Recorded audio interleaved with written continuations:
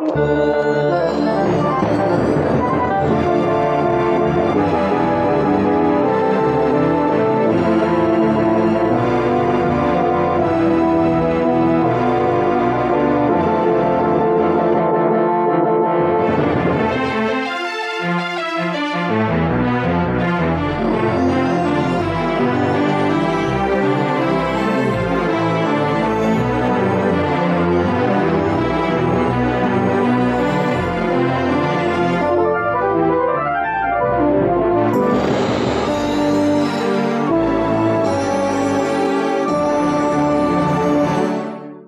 Dean. I'm the dad. I'm Laura. I'm the mom. And I'm Krysta. I'm the daughter. And together we are Family Plot. Well, that was nice. It's very nice.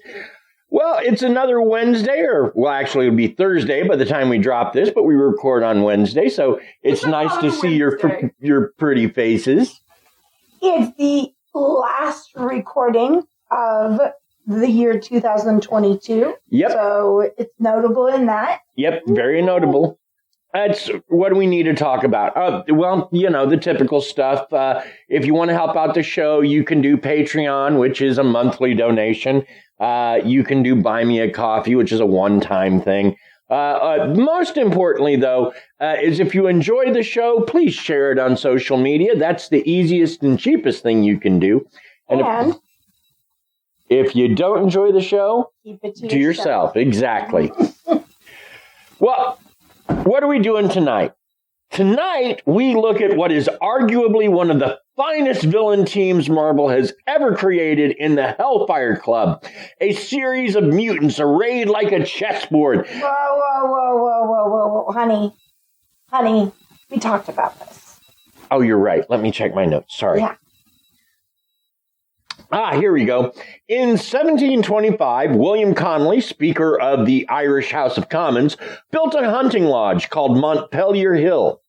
He built the lodge using stones from an ancient graveyard that once adorned the hill, as well as a standing stone that he used for the lintel. Just 12 years later, the place became a haven for Irish lords to hang out and commit debauchery and occult practices. Not for hot blondes to hang around in their white leather and spandex. No, not for hot blondes to hang out in their white leather and spandex. Nor was a guy named Sebastian Shaw a member, as far as I know. Tonight, we find out about the people and the place and the hauntings associated with Dublin's Hellfire Club. Woo! Yeah, totally. But before we get to that. Yes, before we do that, my Krysta has facts. Your Krysta? I'm confused. Well, our Krysta. Okay. But I call her my Krysta all the time. Actually, I call her my Krysta, my Krysta. I just must be being ornery tonight. Excuse me. Go ahead. You're allowed to be ornery. I'm ornery all the time. Yeah, you're a jerk. Shut up, Mr. Mouse. Mr. Mouse. Not Mr. Mouse. Get back in your hole where you came from. Okay, so... What? So, do you have weird facts? Her weird facts are that she's sleepy beepy. I forgot to, but I can give you some facts about me and how my Christmas. Okay, you can do that. I'm good with it. Let her go, turn over fish or whatever. It's done. It's turned over. Oh, okay. Served. Okay, never mind. Continue then. That's good. So my Christmas break has been doing pretty good. I'm gonna have to go back to school here soon. Yay! A different school. Because we moved. We moved. I'm nervous about it. I don't think I want to see the people. But it's only one semester. You'll be great. You'll be great. You'll be grand. song of some kind. Anyway, honey, go ahead. For Christmas, I got boots. Woohoo! Woohoo! And I got warrior cat books. Awesome. I also got, I'm still thinking. You like Warrior Cat books? Yeah. Cool. Have you ever read the Samurai Cat books? No. I will have to see if I can find you some Samurai Cat books. I liked them very much when I was in my early teens. Samurai Cat defeats one opponent with razor-edged nines. Okay. I also got. I got a ukulele. Yes, you did. I like your I ukulele. got a ukulele. I was so excited about that. You need to practice, and then you can play a song for our listeners. Actually, I heard her playing yesterday. You know, she's not too bad. She's not Don Ho yet, but she ain't too bad. She's not Izzy Casimirol or whatever his name is yet, but, you know. I like playing. Which reminds me, I'll have to play that guy for you. He's a Hawaiian performer who did a beautiful version of Somewhere Over the Rainbow. Yeah, I know who you're talking about. Yeah, but I don't think Krysta does. I think I do. You probably heard it. I'm sure. So, Anyway. did you enjoy Christmas? I did. But here's the big question. Would you have enjoyed Festivus more? No. Well, I would have, because I would have gotten to air some of my grievances. You don't have any grievances. You are spoiled rotten. I don't have any grievances with you. Our kids, I have lots of grievances. Yeah. Oh, you No crying. Just to cry. No crying for my Krysta. That's We a made little cookies sketchy. the night before. Yes, you did. You made cookies for Santa. They were sugar cookies, right? No, they were butter cookies. Butter They were cookies. butter- They were butter cookies. yummy. Yes. And Blue and Nimmy kept eating them. Not just them, the dough. They kept eating the dough, specifically. I'm like, Sounds like something your brothers would do. why you gotta do this to me? Why are you so mean? Why are you eating my cookie dough? Speaking of cookie dough, I want to get some of that, like, tubed cookie dough and make chocolate chip cookies. Yeah, I don't know why it sounds really good, but it does. But we don't have no farm right now. Yes, I know. We will have them in a minute. In a minute. Well, in a day or so. It's fine. It's fine. It's fine. We're good. We're not locked in. We're fine. But yeah, I made these delicious cookies. Santa ate them. You know, mommy and daddy left him a few. Yes, we tried. Very hard.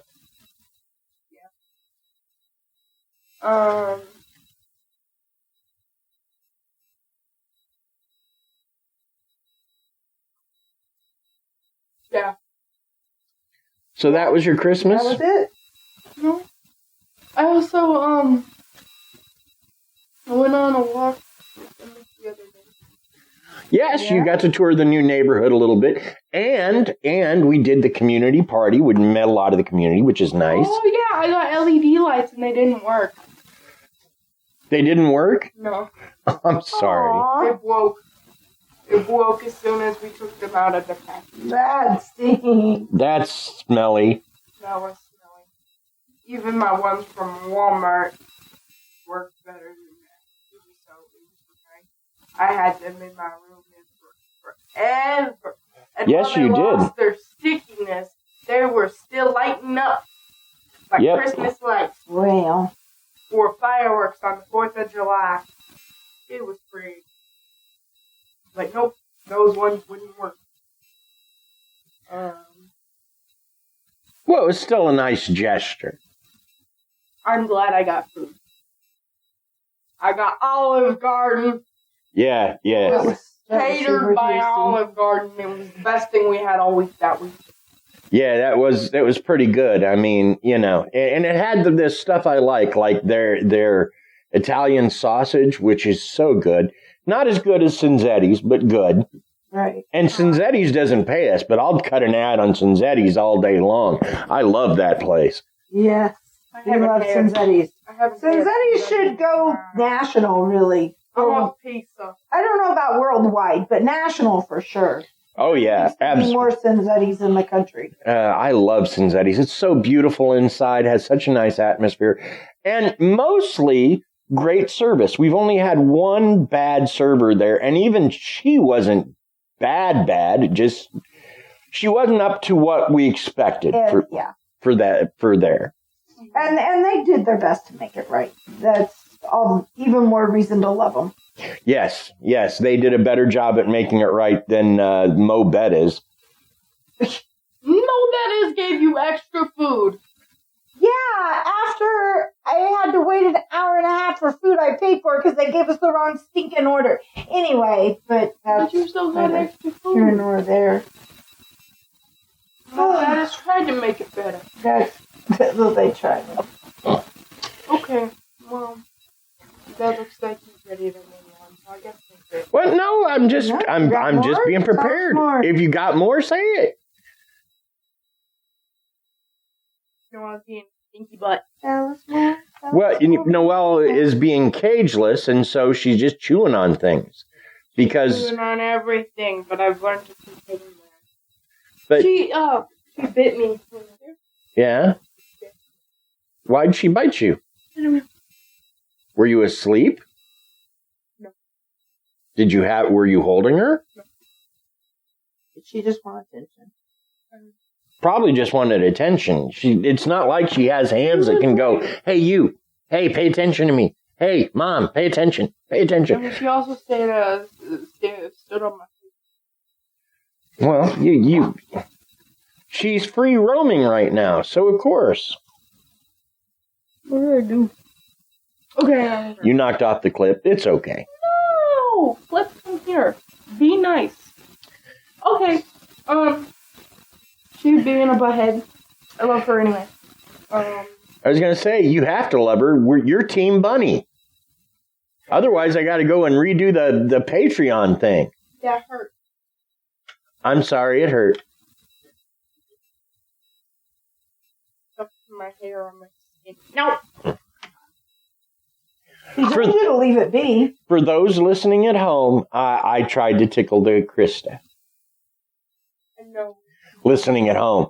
Like, the people, driving their car listening don't care or whatever. For the people listening, he was tickling me, and I said no. Because I don't want no tickles today. Grr. Grr. I'm scary and ferocious. Well, at least you're not... Did you just say she's scary and ferocious? Yeah, that's what she said. So She might as well, though. I mean... Obviously, you did not get a dictionary to look up the word ferocious for Christmas because you are... But no. Let's sell the fiction that she's ferocious, because the episode we had that did the best in the Philippines was the man-eating tiger episode. That one still gets downloaded a lot in the Philippines. So either Dale is big there, or they really like tigers. I'm not sure which. Or they're furries. Anyway. If they are furries in the Philippines, I don't think we need to know about it. Mama. What? Honey, that wasn't me putting down furries. That was more about the Philippines and their... Interesting laws? Yeah, they're I'm just saying I wouldn't want to be a parent who had kids in the Philippines. yes, exactly. You wouldn't want to have me in the Philippines? No, because little girls are exploited in the Philippines. yes, quite a bit. And I don't want any of my children exploited. I don't want any children exploited, period. But he definitely would not do well with his child, with one of his girls being exploited, for sure. Yes. I had this talk with your brother earlier in a fashion. So, do you got any more? You're giving me too much time. Okay, well, we can be done if you want. It's up to you. I want to talk. I just don't know if you want me to talk. Krysta, I'm happy to have you talk. You're on the podcast because I like talking to you.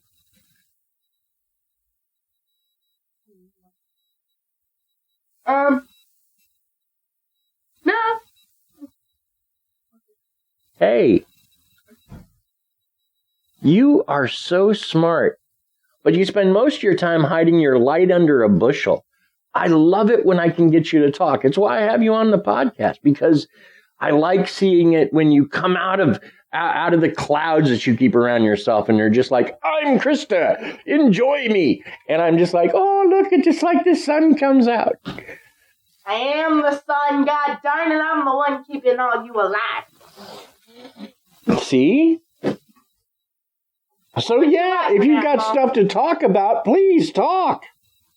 I was laughing at you. You're adorable. Thank you. You're welcome. Yep, you're durable. Not as adorable as that bee bunny, though. Even though you don't want me on TikTok.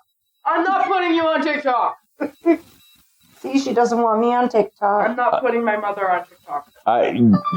I'd put you on TikTok in a heartbeat if I could figure out something that would promote the podcast to do it. I'll promote the podcast while I'm on TikTok. You just watch me.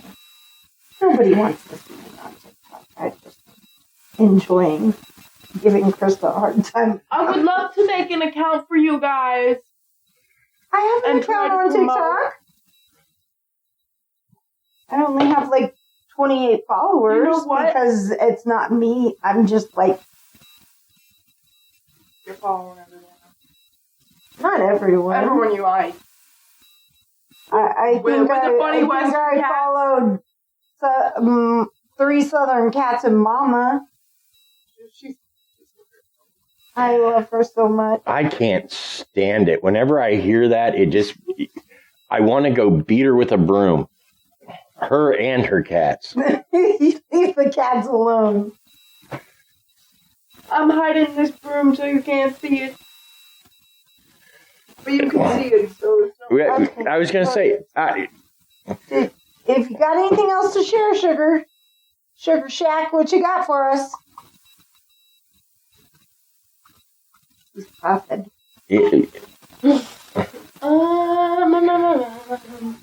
Yeah, this party's popping now that Krysta's popping.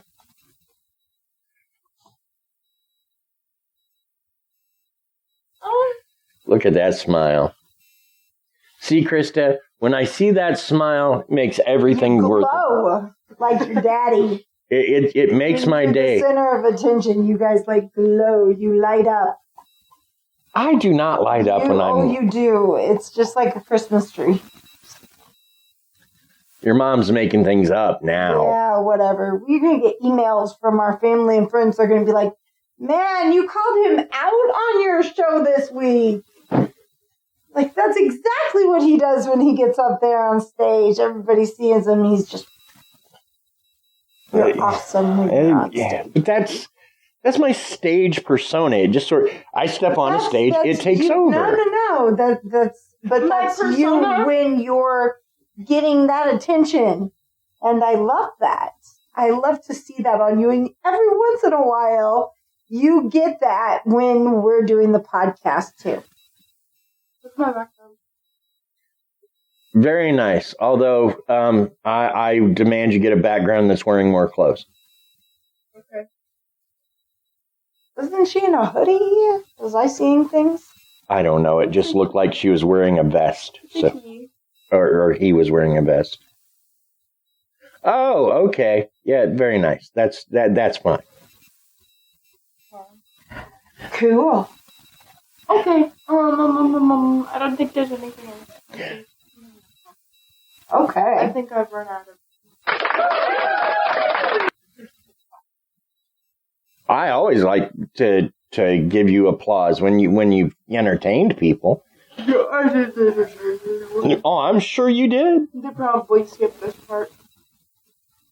Behave yourself before I have to come over there and bend you over my knee. No. So, let's start by talking about William Conolly, the guy that built Mont Pelier Hill. What would these days... Is he related to Sean Connery? Conolly. Oh. And I doubt it. Okay. Yeah, totally different guy. Sean Connery wasn't that the name of the WSB agent in General Hospital? I think. I could be wrong about that too. Go ahead. Who watched General Hospital? Me! Mama watches everything nobody knows. Okay. Well, let's... What? What did she just say about me? She said you watch everything nobody likes. Are you crystalline? That was funny. I approve. It's not true, but it was funny. That was insulting. Wow. There are many critters out there right now who are offended because I love my Critical Role. Lots of other people love Critical Role. So you saying that I watch only things that nobody else watches, that was not nice. It was funny. And don't let her... That was funny. So let's talk about William Conolly to start with. Okay. Now, William Conolly started from common clay. And I like that. He was born to an Irish innkeeper, Patrick Conolly by name. William is a descendant of the O'Conolleys clan and a resident of County Monaghan. He was the oldest of 4 children, and his father sent him to Dublin to study law. He qualified as an attorney in 1685 at the age of 23, so, fairly together guy. From there, he met and married Catherine Cunningham. And I guess it's Cunningham, but it's spelled a little different. It's Conyngsham, the daughter of General Sir Albert Cunningham in 1694. I think I got... No, 1694 is right. He made his fortune in land transfers, mostly from land seized by the crown from supporters of James II in what was called the Glorious Revolution. Following the accession of William II and Mary II, often called the Williamite War in Ireland, William Conolly purchased 3,300 acres of this seized land, which included the plot for his future hunting lodge, Mont Pelier Hill. Now, Conolly would go on to be quite a famous and powerful member of Parliament, but that really goes beyond the scope of our tale. Sure. The most important thing for our tale is when he built the cottage, it was set on what was a pagan burial ground. Could have been Druidic, could have been Celtic, we don't know. I guess it's... Anyway, we don't know, but it was some sort of pagan burial ground. So the fact that he used the stones in the construction, probably a bad idea. The fact that he used the standing stone in the construction, even worse idea, most likely. Now, so that's William Conolly. And he built the place in 1725. Now, he didn't live long after that. He died in like 1727 or something like that. That must have been a really big bummer. That, well, they would have someplace big and beautiful built for them, right? But it took so long for construction back then. By the time it was finally finished, you didn't even get a chance to enjoy it because you died soon after. Well, he was also pretty old. I mean, you know. But I mean, you have to work that long to be able to get someplace built. So, just kind of a bummer. Sorry, go ahead. I didn't mean to. You didn't, but just, it was 1685. He was 23, right? So 1700, he's 38. Yeah, and average life expectancy in the 1900s was only 48, I want to say. We just did some research on that in one of my classes. Right. So by 1725, he was 63. Sure. No, that's not bad now, but then that was ancient. Yeah. So him dying was, it wouldn't have been commented on. Right. People would have thought he lived to a nice, ripe old age.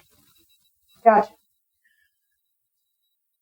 Now, while the building has a rough appearance today, the architecture is what they call a Palladian design.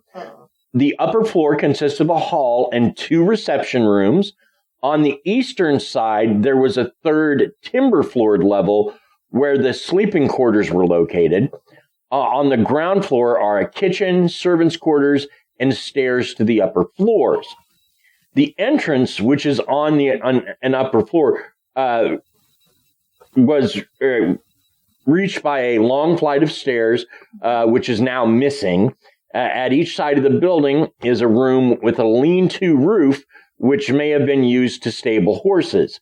A stone mounting block to assist people onto their horses can be seen on the eastern side. So to the front, there was a semicircular courtyard enclosed by a low stone wall and entered by a gate. The house faces the north, looking over Dublin and the plains of Meath and Kildare, including Conolly's primary residence at Castletown House in Coleridge. The grounds around the lodge consisted of 1,000 acres. The identity of the architect is unknown, although author Michael Fewer has suggested it may have been Edward Lovett Pierce, who was employed by Conolly to carry out his house at Castletown in 1724. So they think it might be the same guy.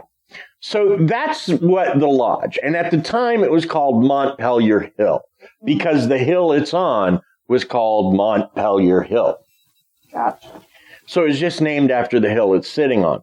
And at this point, the only thing that makes it sus is the fact that in construction, they used a lot of burial stones from pagan peoples, and that's just not a good idea.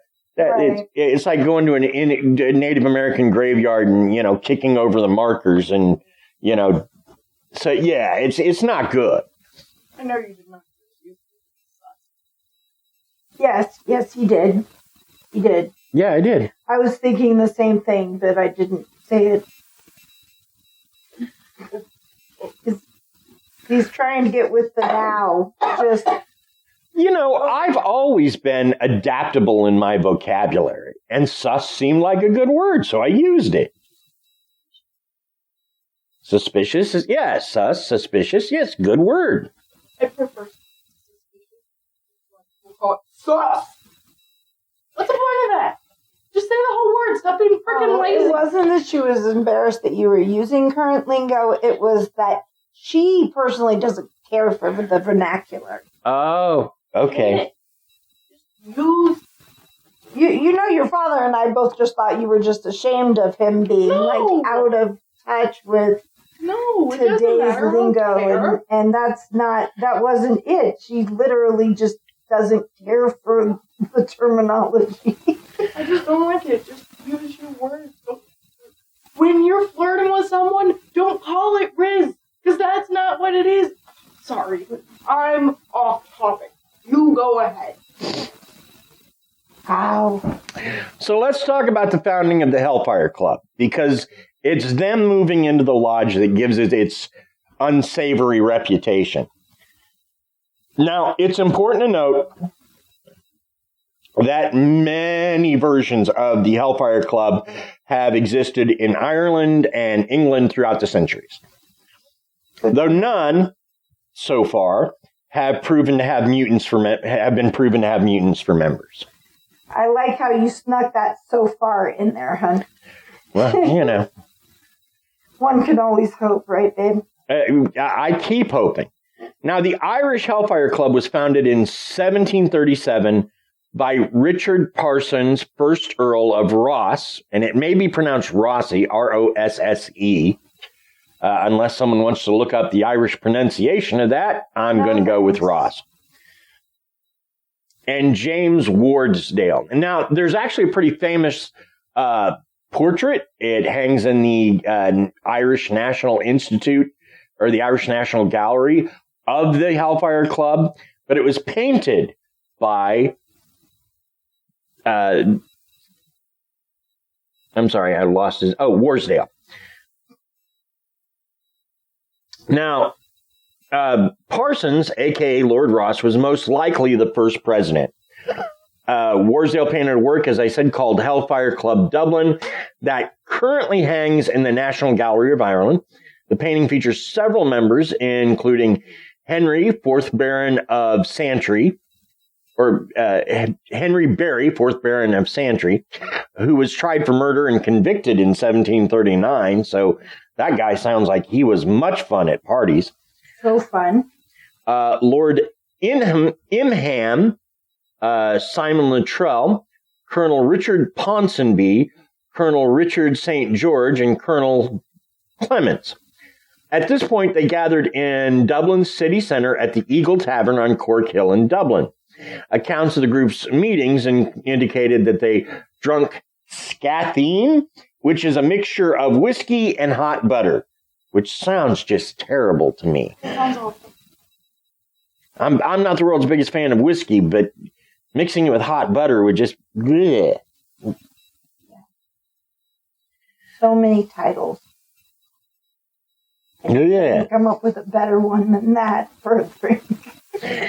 And they had a black cat for a mascot, and they kept a seat empty just in case the devil showed up and demanded a seat amongst them, because it is the Hellfire Club after all. Well, no, you're going to be true to your name. So they did that for a while. Mm. In 1739, they rented William Conolly's old hunting lodge as they were about to get up to antics that they preferred the general public did not see. Mm-hmm. At least those are the rumors that people speak of around the time. Yeah. Now, before we get to the Hellfire we Club. haven't taken... Oh, sorry. It's that time. Right. It's that time. Time for a word from our sponsors. So, we're going to take a moment for a word from our sponsors.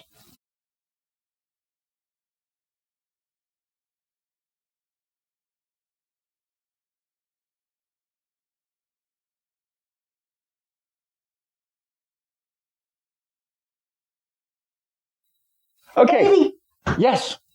guess what? What? I feel so. You're so awesome. Okay. Now, before we get further on, it's important to note that there were no strip clubs at the time. And gentlemen's clubs had a completely different meaning. Like, if you're somewhere today and you see the Spearmint Rhino Gentlemen's Club, that's a strip joint. That's what that is. It's a titty bar. Titty bar.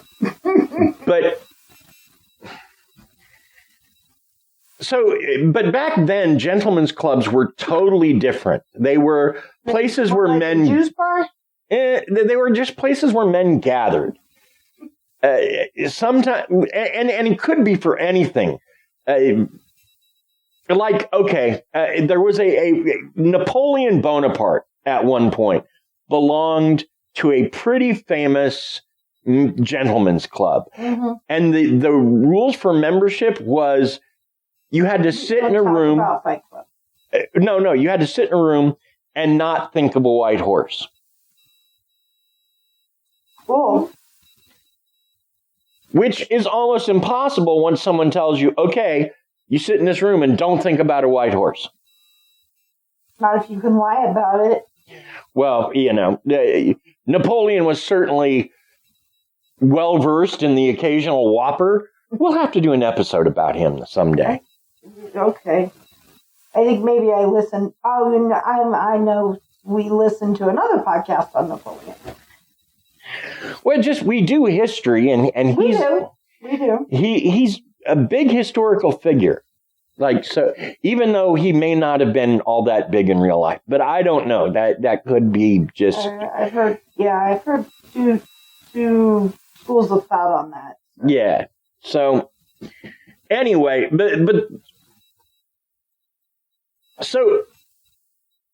the point is that a gentleman's club at this point in time, the time period we're talking about, indicated a place where gentlemen gathered as opposed to a place where scantily or even entirely unclad ladies danced for, the titillation of those in the audience. Thus, the Hellfire Club was really more of a clubhouse where these men could engage in some... Titillation is a great word that we don't use anywhere near enough. Yeah, well, it is. But it was really just a place where these men could gather and engage in some societal taboos, as opposed to a place, to summon the devil or practice magic, at least at first. Mm. And that's the thing about these various Hellfire clubs, is what they really were, most of them, was a place for rich, privileged men to hang out and get away from their wives. Yeah, and get away from their wives and drink a lot and, make dirty jokes or whatever. And occasionally, some versions, like this version would eventually have, women wandering around naked in there, but that was just because after a while, it's like... They couldn't ditch their mistresses anymore. Well, it's just like, we're going to break some societal taboos. Yay! What are we going to break? And sooner or later, you're talking to a group of guys, they're going to go, naked women. Mm-hmm. So, yeah. Well, at some point, the Hellfire Club rented the hunting lodge from the Conolly family. William Conolly had died a few years earlier, and William Conolly had purchased the land from Philip, Duke of Wharton, founder of an earlier version of the Hellfire Club in 1719. Mm. So, sort of a quirky coincidence there. This is something, all right. Now, the rumors of what occurred here are quite wide and varied. Some claim the Hellfire Club never used the lodge at all, owing to its remote location. Others claim they became even more diabolical, far from the prying eyes of any who weren't part of the club. Stories include an account of a stranger who had come to join them in their revels and games. The stranger seemed to have the devil's own luck, and he was playing cards with them, which was a common thing they did, because Hellfire Club, we're going to break taboos, let's gamble. Sure. That's sort of the logic there. Anyway, so this stranger is playing cards with them, right? Right. Well, at one point, he drops a card. Well, the guy he's playing with says, I'll get that for you, bends down to pick it up, notices that the guy has cloven hooves instead of feet. He has hooves? And then he vanishes in a puff of fire. The jig is up, he's been caught. Oh, it's the devil. Now, I've got to point out here that this very same story is told about nearby Loftus Hall. Okay. So either the devil got around or somebody's confused on where this happened, or it's all just made up. I feel like, and maybe you told it the other day and I just overheard you telling it to somebody after you researched it.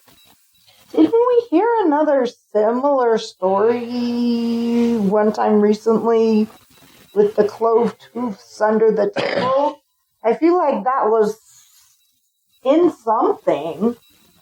I don't know. Sorry, go ahead. Now, so yeah, Another story claims that a priest went to chastise these men for their behavior. Oh, yeah, you probably should. And he saw a dead cat upon an altar, as the men engaged in a black mass. The priest grabbed the cat, freeing the demon that was bonded to it. Maybe I read the notes. Maybe that's why. You're right. Lord Imham, a.k.a. Simon Luttrell, was said to have sold his soul to the devil in exchange for money. But 7 years later, when the devil came to collect, Simon distracted the devil and then fled. Which, really, that seems like... How does that tie the cat into it? Well, see, that doesn't have anything to do with the cat. That's just another story. Oh. Wow, see, I thought that they were pieces of the same story. I was like, No. See, the cat is a separate story. That is confusing, and that's... The cat is a separate story. Gotcha, okay. I'm caught up now. I'm sorry. So, according to this, a demon has been freed in the hall. Yes. But then again, according to this, the devils visited the place twice. Once to play the cards when, oops, he got caught. Okay, so let me start over. Once to play cards, which, oops, he got caught. Oh, I'm the devil. Okay, I'm on disappear now. Uh-huh. And then once to go and collect this guy's soul. But somehow the devil, who, is second only to God on the level of power, right? Doesn't see that this guy is going to distract him and run away. And then the devil, can't catch him? Hard to run with cloven hooves? What's the deal? Well, he did lose to, what's his name, with the fiddle down in Georgia, so he's not in... Wait, it's just... That look, I can't... It's like the Irish devil is just so trickable. And there's other stories, we did an episode, episode 5 or 4, where we talked about a guy that supposedly tricked the devil, yeah. Multiple times. Yeah. And in fact, he couldn't go to heaven because he was a drunk and he was not a good person. But he couldn't go to heck because he tricked the devil so much, and the devil's like, no. Honked his nose with the... He said he couldn't go to heck. That was so cute. Now I know that we have a child in the house. PG-13. I'm trying. I appreciate it. That was adorable. So, yeah, I don't know what is wrong with the devil in Ireland, but apparently he goes there and he suffers some sort of mental problem. Either that or that thing the Irish say, may you be in hell, may you be in heaven half an hour before the devil knows you're dead. There. Yeah. Maybe that means something. I don't know. Maybe that confuses him. Oh, those darn Irish keep getting away. So, yeah. Now, one story even tells of a black mass where a little person was sacrificed. Man, what? That's inappropriate. Have you seen Willow, Krysta? No. Snow White. Okay. You're not supposed to call them that anymore. You're supposed to call them little people. You're supposed to call them little people. So a little person. What? You brought Snow White, and I was just like... Because you looked very confused when I said little person. Oh, I'm sorry. Man, this has snowballed. I'm so sorry. If for anyone who's orphan, I'm sorry. I love her. She is just the cutest thinking thing. Oh. She's so PC. I love it. Ooh. You. Oh. I'm sorry. She's still my baby. So, yeah, so there's a story that there's a little person sacrificed during a black mass. Further reports include naked and or scantily clad women doing lascivious acts and various black masses. At one point, the building caught fire. Now, there's multiple stories on this, but my personal favorite is that one of the servants accidentally spilled a drink on one of the members of the Hellfire Club. Uh-huh. And he got so upset that he poured brandy on the servant and set him on fire. Ooh, that was Sebastian. Sorry. So that now.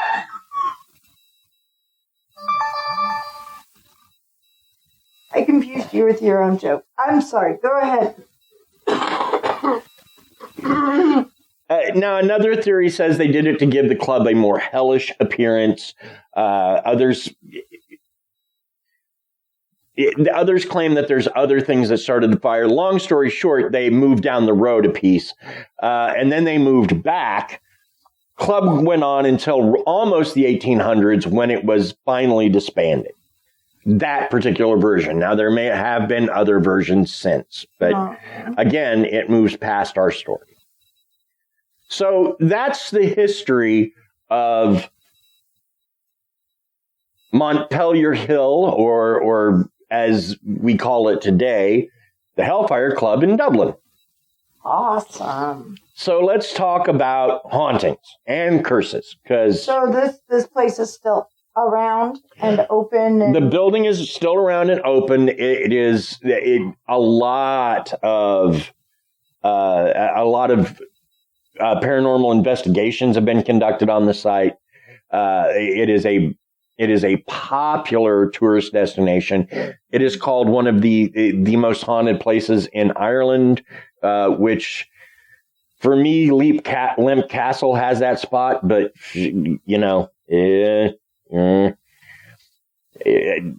so let's talk about some of the hauntings. Mm-hmm.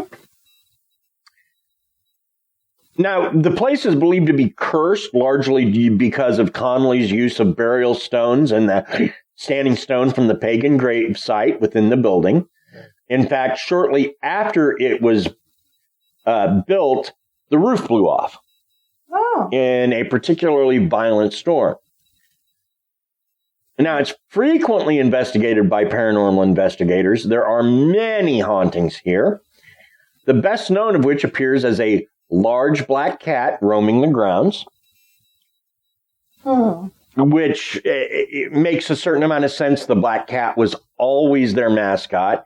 And if we are to believe the tale of the priest, then maybe that's not just a black cat. It's just a form that a demon likes to wear. So, but the black cat has been seen.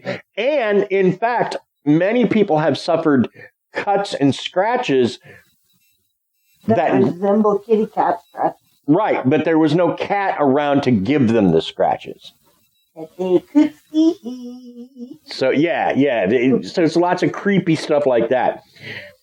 Now this cat is much bigger than it should be. Approaching it will usually cause the beast to simply vanish from view. Occasionally, approaching will cause you to get a cat scratch on your body somewhere. See. Wow. Now, others report shadow entities, many of them demonic looking.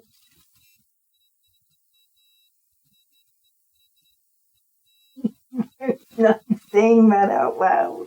What? Nothing. I had a joke, a not nice joke pop into my head. Well, yes, remember, we're PG-13, baby. It wasn't that kind of not nice. It was like my joke about her. Yeah. Anyway, so some of these shadow people are very demonic looking.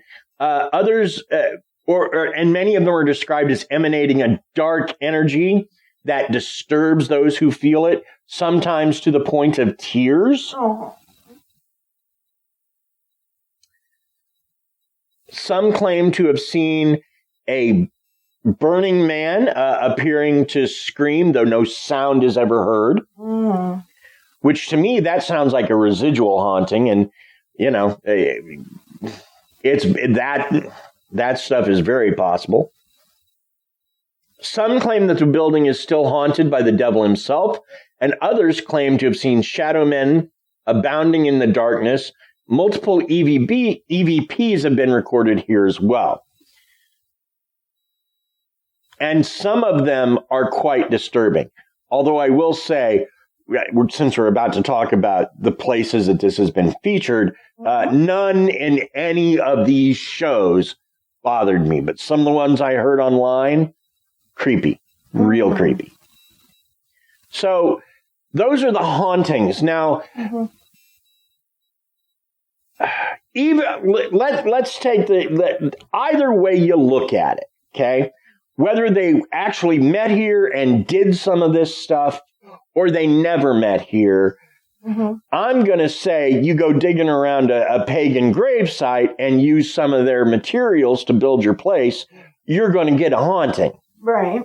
And a pretty powerful one if things are to be believed. So that's my thought. But now the Dublin Hellfire Club has been featured in Most Haunted, a British paranormal show. Actually, to my mind, it's the paranormal show that kicked off all the others.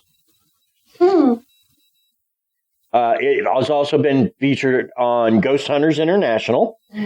And, of course, Zach Bagans' Ghost Adventures has conducted an investigation there with a lot of Zach Bagans yelling at the ghosts and, and the devil, and like he does. Like you do. Yeah. So many claim that this is Ireland's most haunted site, and many claim that they cannot even enter the property from the dark emotions it generates in them. And so that is the Dublin Hellfire Club. That last little bit seemed a little over the top to me. So, Krysta, what do you think? We could spend the night. No, they'll let us. I saw it. I mean, the prices are expensive, but they'll let us spend the night. No. We're not going. Wait, okay. You're right. It's expensive. You can spend the night. I don't want to go see the devil. I'm sorry. I already made my blessings up here. I don't want to go down there. Rather go to heaven if we're talking about places now. Well, look at her go. Right? Who wants to burn? No one. Well, but it's just I'm not saying let's introduce you to the devil. I'm saying, would you want to go to this place and hang out at night and see the things that haunt there? No. Just for the pure fact that if I went there, I'd probably get myself hurt somehow, or have a freaking ghost fall in love with me. Because that stuff happens, and it's weird. Have a ghost fall in love with you? Well, everybody does. I don't need a ghost boyfriend. That's probably true. So what do you think? Do you think that... what do you think of the stories? Do you think any of them are true about what happened, or... I'm willing to believe. I mean, I don't see why you wouldn't believe it. I mean, I guess I could see why you wouldn't believe it. But, I give almost everyone a chance. And you, hon? Do you have any thoughts you'd like to share? No, I don't think so. I think I've probably said a lot this episode. So, do you believe that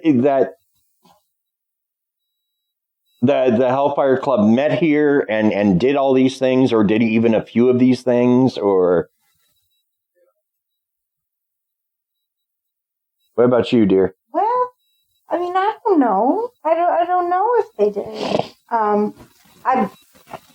They don't necessarily have. Why not? But they don't necessarily have. I will say that the Hellfire Club that this information is talking about was probably nowhere near as attractive looking as Marvel's Hellfire Club. Probably not. No. So that's our show.